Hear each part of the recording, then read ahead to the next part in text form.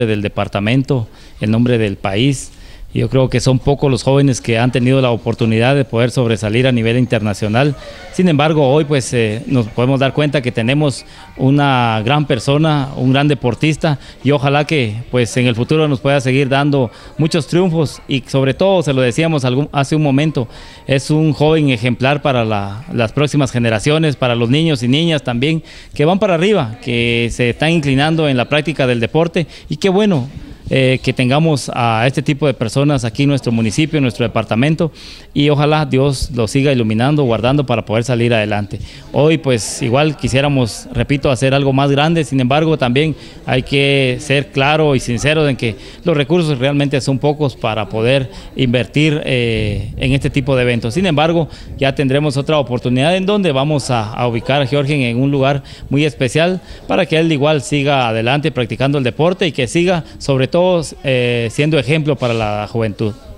Bueno, me siento muy contento, ¿verdad? Gracias a Dios, ya estamos de regreso a nuestros hogares, al lado de mi familia, mi entrenadora igual al lado de su familia, pues nos sentimos bastante contentos con el resultado que trajimos del campeonato mundial. Yo que fui el mejor de la delegación prácticamente, me ubiqué en el puesto 11, un puesto bastante considerable, es algo, bueno, histórico para el departamento del Quiché. Acabamos de hacer algo bastante importante, no solo para el departamento, sino para la delegación de Guatemala. De los 3 que íbamos, yo fui el mejor ubicado en el puesto 11. Bueno, fuimos a la ciudad de Eugene, en Oregon, Estados Unidos, donde fue el campeonato mundial. ¿Vio usted bastante posesión de los que estaban participando a nivel mundial?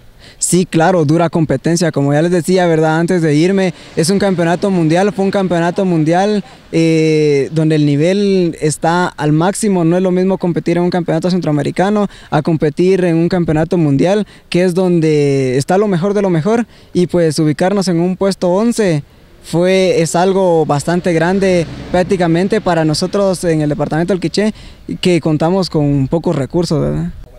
Sí, definitivamente, fue una pelea bastante dura, una competencia reñida. Los rivales no querían dar abasto, pues nadie quería perder, nadie quería estar abajo en el resultado, todos queríamos ser los mejores.